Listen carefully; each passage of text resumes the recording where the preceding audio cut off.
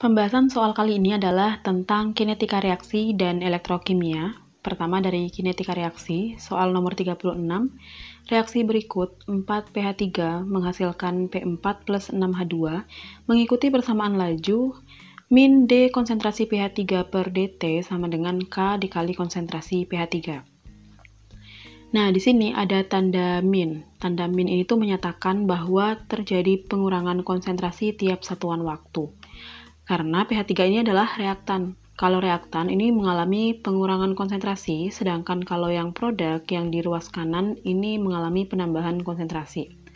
Nah, laju reaksi ini didefinisikan sebagai laju berkurangnya konsentrasi reaktan tiap satuan waktu, atau bisa juga didefinisikan sebagai laju bertambahnya konsentrasi produk tiap waktu.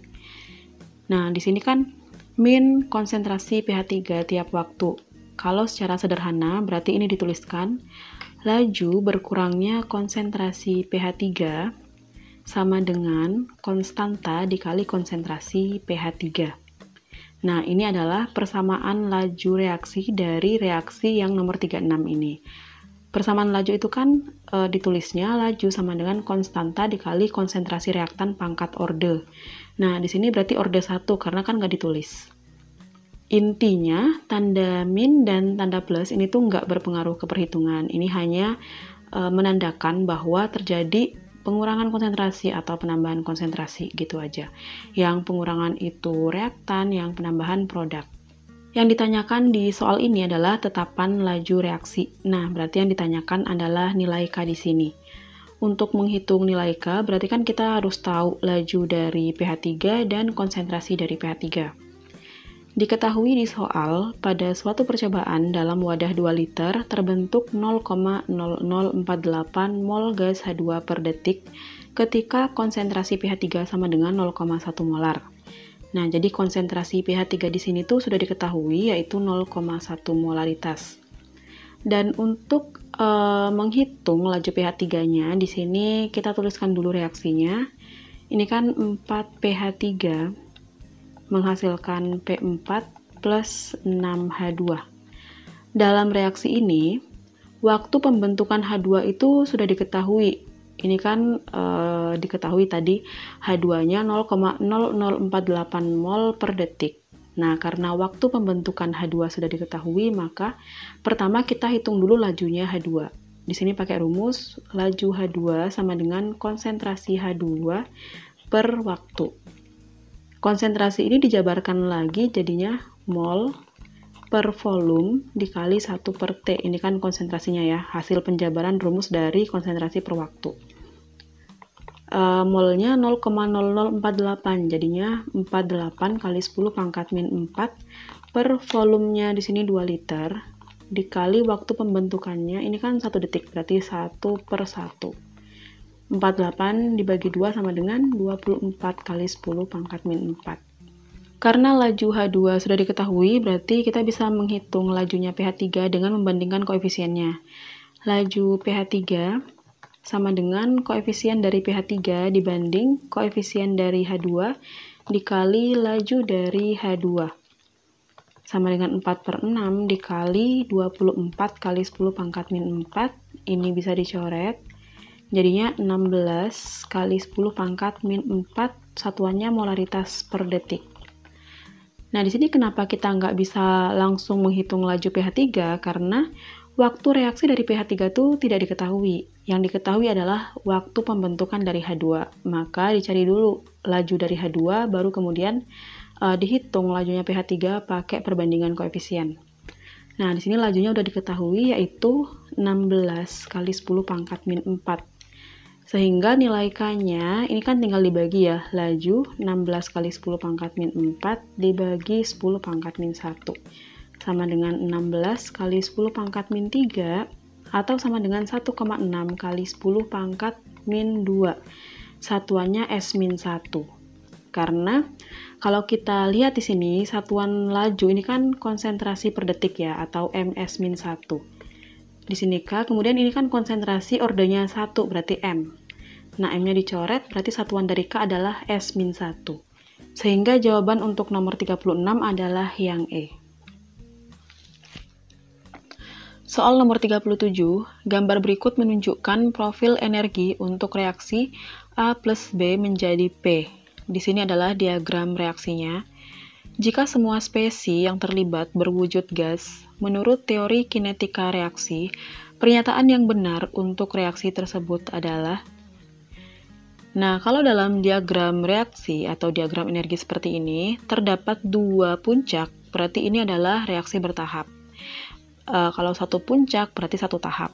Nah, karena di sini ada dua puncak, artinya ini adalah reaksi bertahap kan. Kita tulis dulu yang tahap 1.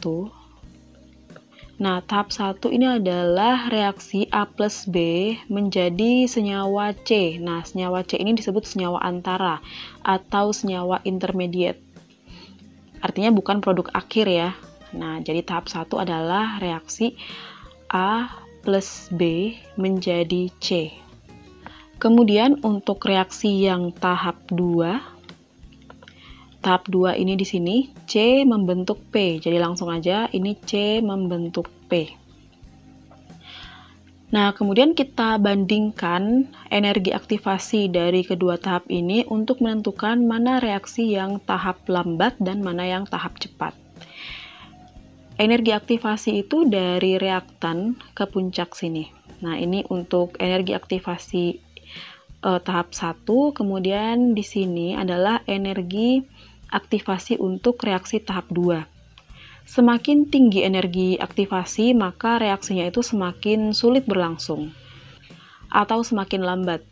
Nah, kalau kita lihat, ini kan yang energi aktivasi tahap 1 lebih tinggi dibanding energi aktivasi yang tahap 2. Jadi, karena EA1 lebih tinggi daripada EA2, artinya yang tahap 1 ini lebih sulit berlangsung, atau kita sebut reaksi yang tahap lambat. Jadi, yang tahap 2 ini adalah reaksi yang tahap cepat. Dalam kinetika reaksi, reaksi penentu laju itu adalah reaksi tahap lambat.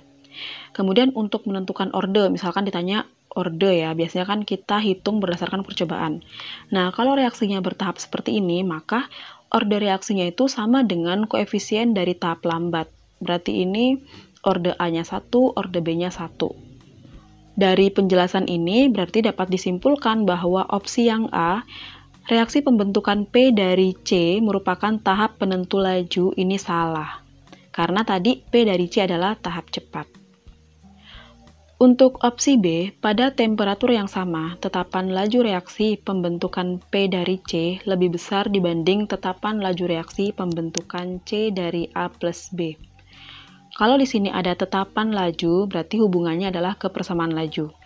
Persamaan laju itu kan ditulis V sama dengan konstanta dikali konsentrasi reaktan pangkat orde. Artinya di sini laju dan konstanta kan berbanding lurus ya. Nah, kalau reaksinya cepat, maka konstanta lajunya lebih besar. Kalau lajunya lambat, maka konstantanya juga lebih kecil. Nah, di sini yang tahap 1 kan lambat. Berarti ini tuh nilai K-nya, K1 ya, anggapannya ini lebih kecil dibanding yang K2, karena yang K2 ini lajunya cepat, artinya lajunya lebih besar. Nah, berarti K1 kurang dari K2.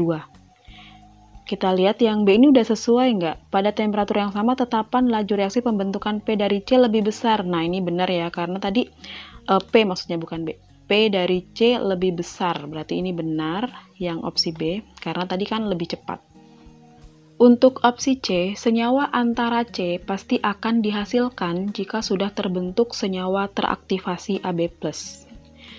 Senyawa teraktivasi ini adalah senyawa yang terbentuk ketika reaktannya itu sudah mencapai energi aktivasi. Nah, apakah pada saat sudah membentuk kompleks teraktivasi akan otomatis membentuk produk? Nah, di sini kita bahas dulu ya. Jadi, syarat terbentuknya produk ini ada dua. Yang pertama, terjadi tumbukan efektif. ini terjadi tumbukan efektif. Artinya, tumbukan yang terjadi itu energinya sudah mencapai energi aktivasi. Harus mencapai energi aktivasinya di sini.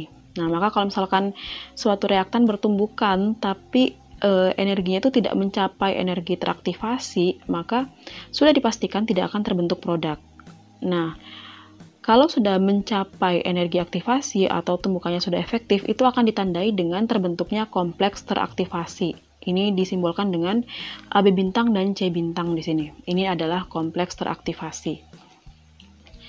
Nah, kemudian pertanyaan kedua, apakah kalau sudah terjadi tumbukan efektif atau terbentuk kompleks teraktivasi, apakah otomatis membentuk produk? Jawabannya tidak. Karena kalau sudah terbentuk kompleks teraktivasi, kemungkinannya ada dua, bisa balik lagi ke kondisi awal atau bisa terbentuk produk, tergantung dari orientasi reaksi. Jadi syarat yang kedua ini adalah orientasi reaksinya tuh harus sesuai.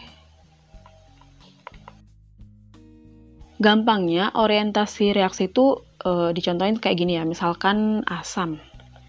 Asam ditambah dengan asam. Ini kan nggak sesuai orientasi reaksinya, karena asam itu harusnya bereaksinya dengan basa. Sehingga misalkan asam direaksikan dengan asam, kemudian ini bertumbukan, anggaplah ini terjadi tumbukan di mana energi yang dihasilkan dari tumbukan itu mencapai energi aktivasinya. Atau dengan kata lain terjadi tumbukan efektif. Terbentuklah kompleks teraktivasi asam-asam di sini.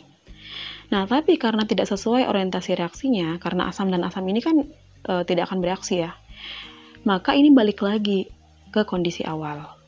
Nah, jadi ada dua kemungkinan kalau sudah terbentuk kompleks teraktivasi, membentuk produk atau balik ke kondisi awal. Artinya, belum pasti terbentuk produk. Ini kan pasti kan dibilangnya, yang di opsi C ini salah.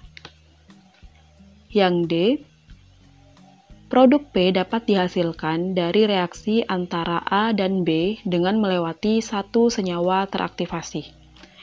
Produk P ini dihasilkan dari reaksi antara A dan B setelah melewati senyawa teraktivasi AB bintang dan C bintang.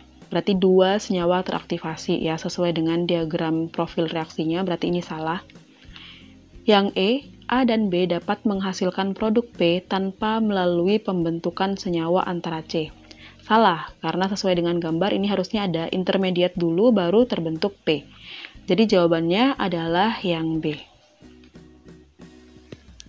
Soal nomor 38, disosiasi NiCO4 menjadi logam Ni dan gas CO mengikuti kinetika reaksi orde 1. Ini adalah reaksi maksudnya. Disosiasi 0,8 gram NiCO4 selama 1,5 jam menyisakan 0,025 gram NiCO4. Nilai T setengah NiCO4 ini maksudnya dalam satuan menit, bukan dalam 1 menit. Jadi satuan yang diminta untuk T setengahnya adalah menit. Nah, T setengah ini adalah simbol untuk waktu paruh. Kenapa waktu paruh di sini masuk ke pembahasan kinetika reaksi? Karena rumus untuk menentukan waktu paruhnya adalah hasil penurunan dari kinetika reaksi orde 1 atau laju reaksi orde 1. Nah, rumus yang digunakan adalah kondisi sisa, di sini disimbolkan dengan NT atau kondisi akhir ya, dibagi dengan N0 sama dengan setengah pangkat N, di mana N adalah waktu peluruhan dibagi waktu paruh. Yang diketahui di sini kan disosiasi 0,8 gram NiCO4, artinya kondisi awalnya adalah 0,8 gram. Ini terdisosiasi selama 1,5 jam, jadi ini waktu peluruhannya sama dengan 1,5 jam. Konversi dulu ke menit, karena tadi T setengahnya diminta dalam satuan menit kan. 1,5 jam berarti kan sama dengan 90 menit. Kemudian ini menyisakan 0,025 gram NiCO4, berarti kondisi akhirnya 25 kali 10 pangkat min 3 gram. Dari sini kita bisa hitung dulu N-nya. Jadi masukkan ya ke dalam rumus, ini NT per N0 sama dengan setengah pangkat N kecil. NT-nya 25 kali 10 pangkat min 3 per N0-nya 8 kali 10 pangkat min 1 sama dengan setengah pangkat N. 10 pangkat min 1-nya naik, berarti kan jadinya 0,25 per 8 sama dengan setengah pangkat N.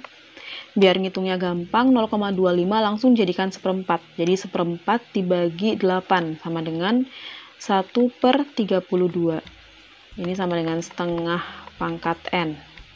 Jadi N-nya sama dengan setengah pangkat berapa? Sama dengan 1/32. Ini sama dengan 5 ya, setengah pangkat 5.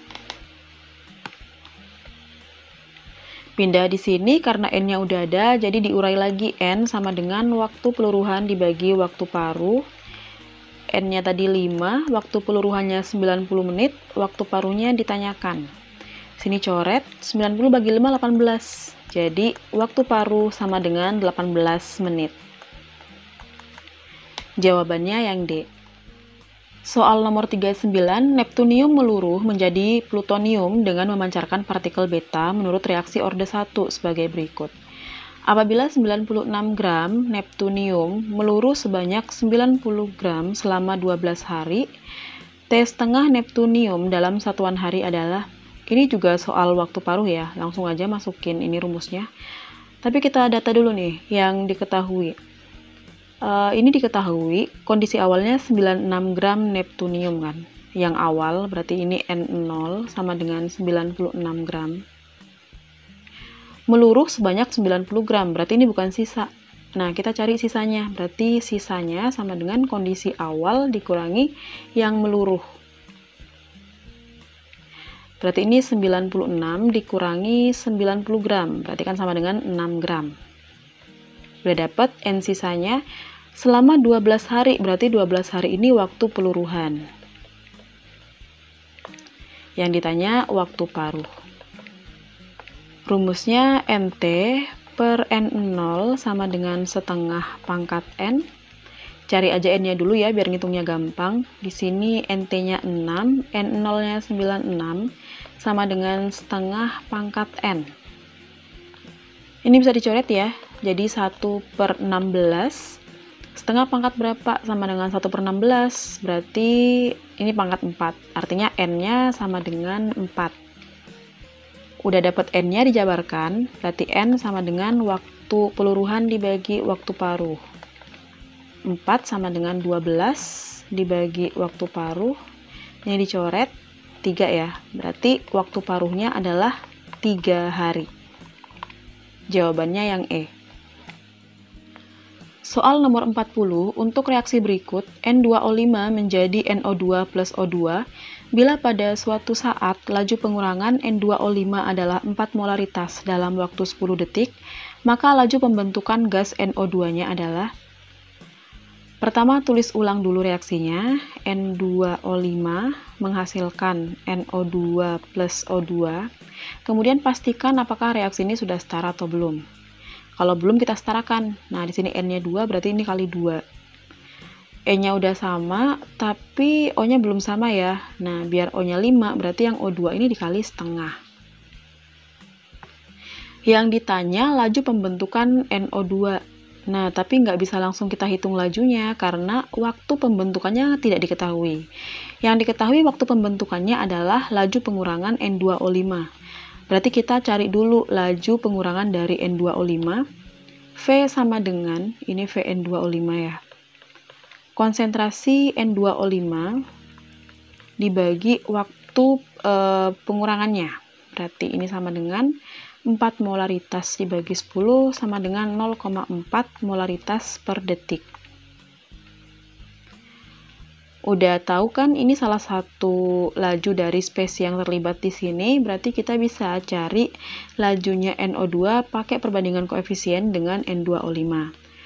Nah, di sini ya. Laju dari NO2 sama dengan koefisien dari NO2 dibanding koefisien dari N2O5 dikali laju dari N2O5-nya 0,4 sama dengan 0,8 molaritas per detik. Atau ini molaritasnya dijabarkan lagi kan, jadi mol per liter per detik. Nah, jawabannya adalah yang D. Intinya, kalau yang diketahui waktunya, itu harus kita cari dulu lajunya. Baru nanti sesuaikan dengan permintaan soal, bisa menggunakan perbandingan koefisien dengan spesi yang tadi sudah diketahui laju reaksinya.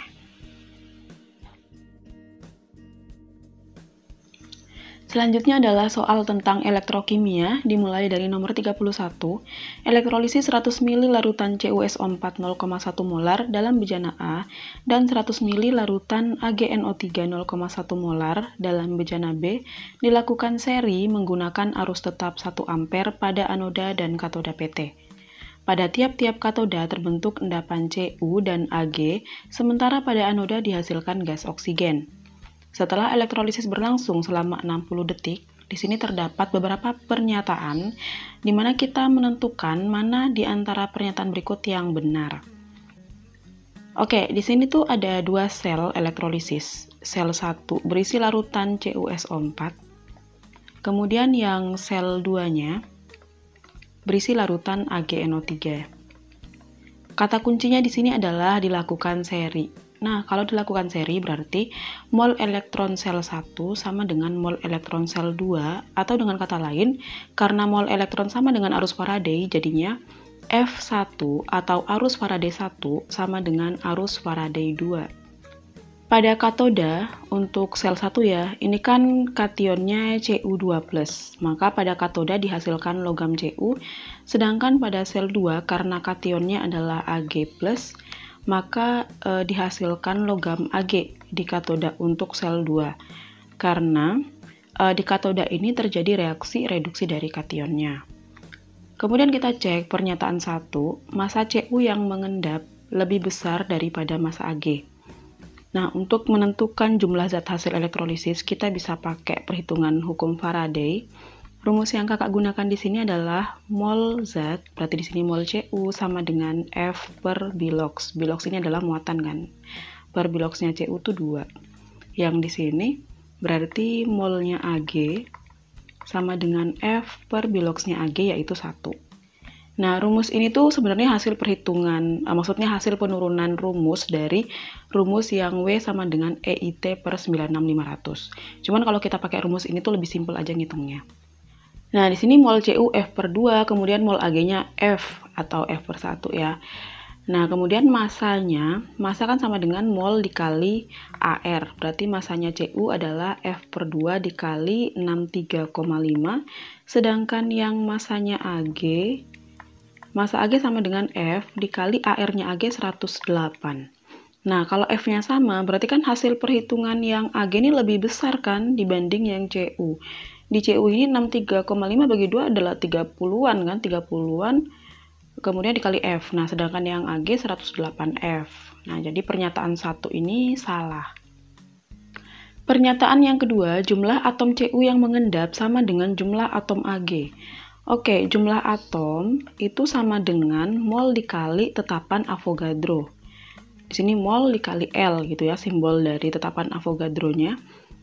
Yang di sini juga jumlah atom sama dengan mol dikali tetapan Avogadro.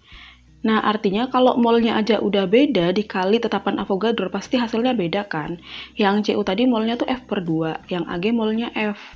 Nah, berarti yang pernyataan 2 ini juga salah. Kemudian untuk pernyataan 3, volume gas oksigen yang dihasilkan pada bejana A lebih besar daripada volume gas oksigen yang dihasilkan pada bejana B. Perhatikan di sini, baik yang sel 1 maupun sel 2, ini kan sama-sama mengandung anion asam oksi. Artinya, pada anodanya, kedua larutan ini ya, itu akan terjadi reaksi oksidasi air. Karena kalau asam oksi anionnya, maka reaksi anodanya adalah oksidasi air. Reaksinya ditulis lengkap aja, ini 2H2O menghasilkan 4H+, plus O2 plus 4 elektron. Nah, di sini juga sama. Di sini anoda sama dengan 2H2O menghasilkan 4H+, plus O2 plus 4 elektron. Di sini volume maksudnya volume STP ya. Nah, volume STP itu kan sama dengan mol dikali 22,4 liter. Ini adalah volume STP-nya. Nah, artinya kalau di sini molnya sama, maka volume STP-nya juga sama kan. Untuk menentukan jumlah molnya oksigen, kita bisa pakai rumus yang tadi, yaitu mol zat sama dengan F, tapi kalau gas, karena oksigen ini gas, berarti bukan bilox, melainkan jumlah elektron. Nah, jumlah elektron di sel 1 dan sel 2 kan sama ya, ini sama-sama 4. Kemudian F-nya sama, karena tadi disusun seri, jadi F1 sama dengan F2. Artinya mol di sel 1, maksudnya mol oksigen di sel 1 ini sama dengan mol oksigen yang terbentuk di sel 2. Karena molnya sama, maka volume STP-nya juga sama. Jadi pernyataan yang ketiga ini juga salah. Kemudian yang terakhir adalah pernyataan yang keempat, pH larutan dalam bejana A sama dengan pH larutan pada bejana B. Nah, pH itu kan hubungannya sama konsentrasi H+. Di sini tuh mol elektronnya sama dengan F kan, sama dengan arus Faraday. Berarti mol elektron di sel 1 sama dengan F mol. Kemudian mol elektron di sel 2 ini juga F mol. Nah, kalau elektronnya sama dengan F mol, maka kita bisa nyari molnya H+ di sini pakai perbandingan koefisien kan. Karena koef-nya sama, yaitu sama-sama 4, berarti H+-nya ini juga F mol. Di sini juga sama F mol. Kemudian kalau pH kan konsentrasi H+. Kalau konsentrasi H+, berarti mol H+-nya yang F mol ini dibagi volume larutan masing-masing. Yang sel 2 dibagi 100 ml berarti kan 0,1 liter. Yang sel 1 juga dibagi 0,1 liter. Ternyata sama konsentrasi H+-nya. Nah, kalau konsentrasi H+-nya sama, berarti pH-nya pasti sama. Jadi pernyataan 4 ini benar. Soal nomor 32, paku besi lebih cepat berkarat jika benda pada lingkungan yang lembab karena ini maksudnya bukan benda ya, melainkan berada, jadi berada pada lingkungan yang lembab. Nah, berkarat ini merupakan proses korosi. Korosi terjadi karena adanya kontak antara besi dengan oksigen dari udara. Atau bisa disebut juga korosi ini adalah peristiwa oksidasi besi. Terdapat 3 hal yang dapat mempercepat laju korosi. Yang pertama, ada air. Kemudian yang kedua, ada oksigen. Dan yang ketiga, ada elektrolit. Elektrolit ini bisa berupa asam, basa, atau garam.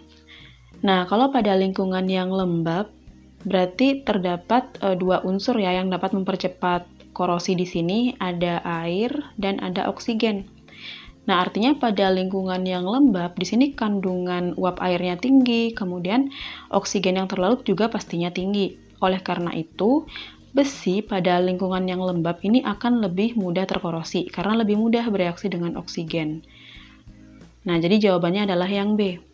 Kita lihat opsi yang lain. Untuk yang A, besi dapat bereaksi dengan air dan menghasilkan besi hidroksida. Ini bukan pengertian korosi ya. Korosi itu adalah reaksi antara besi dengan oksigen atau peristiwa oksidasi, bukan pembentukan FeOH dari Fe. Yang C, kotoran yang menempel pada permukaan besi larut dalam air, ini juga nggak ada hubungannya dengan peristiwa korosi.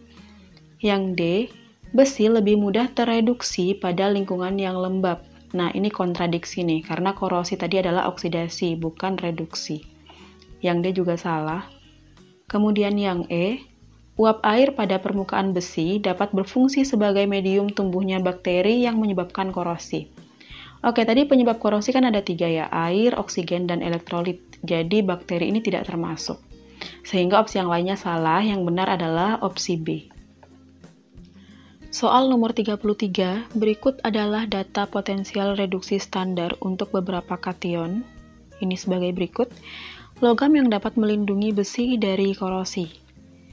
Korosi ini kan adalah perkaratan ya, perkaratan yang diakibatkan karena suatu logam teroksidasi. Jadi logam yang dapat melindungi besi dari korosi adalah logam yang dalam deret volta itu letaknya di sebelah kirinya logam besi. Karena kalau logam tersebut di sebelah kirinya besi, artinya logam tersebut akan bertindak sebagai anoda, dan besi yang letaknya lebih kanan dari logam tersebut akan bertindak sebagai katoda. Sehingga besinya akan mengalami reduksi kan, karena dia itu bertindak sebagai katoda.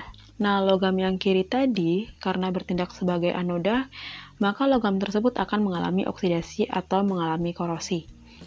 Ini tuh juga disebut perlindungan besi dengan menggunakan logam lain sebagai korban. Maksudnya logam tersebut yang akan terkorosi.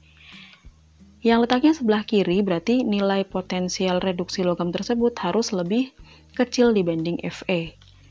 Fe ini kan min 0,44. Berarti logam yang terletak di sebelah kirinya adalah yang lebih kecil dari min 0,44.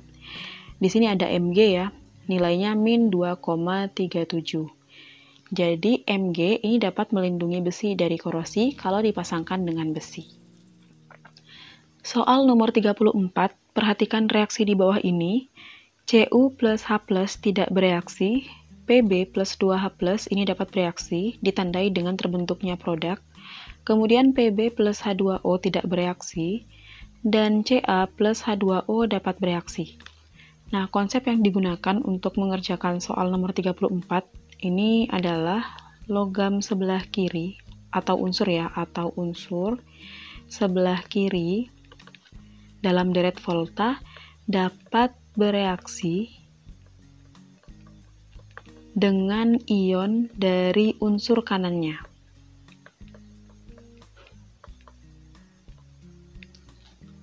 Kita cek untuk yang pertama, di sini Cu tidak dapat bereaksi dengan ion H+.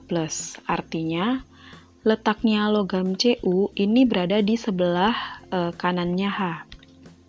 Karena kalau Cu terletak di sebelah kirinya H, harusnya Cu plus H plus ini dapat bereaksi. Yang kedua, Pb dapat bereaksi dengan ion H+. Nah, berarti Pb terletak di sebelah kirinya H. Yang ketiga, Pb plus H2O tidak bereaksi. Artinya Pb ini letaknya di sebelah kanan H2O. Berarti H2O-nya ada di sini. Yang keempat, Ca dapat bereaksi dengan H2O. Artinya Ca terletak di sebelah kirinya H2O. Berarti di sini ya. Sehingga urutan logam Ca, Pb, dan Cu dalam deret volta itu dari kiri ke kanan. Ini Ca, kemudian Pb, kemudian Cu. Dalam deret volta itu, semakin ke kanan, maka potensial reduksinya semakin positif atau semakin besar. Karena potensial reduksi semakin positif, maka lebih mudah mengalami reduksi yang letaknya lebih kanan. Nah, sehingga yang letaknya lebih kiri ini lebih mudah mengalami oksidasi karena E0-nya lebih sedikit atau lebih kecil ya. Ini kecenderungannya adalah reaksi oksidasi.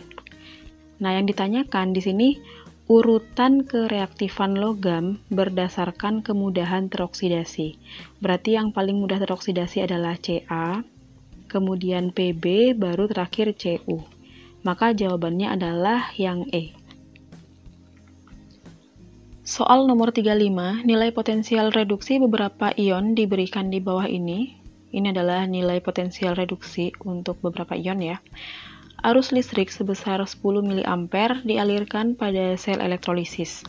Pada sel elektrolisis ini, katoda dicelupkan ke dalam larutan yang mengandung ion Cu2+, H+, Pb2+, dan Fe2+, dengan konsentrasi masing-masing 0,1 molar.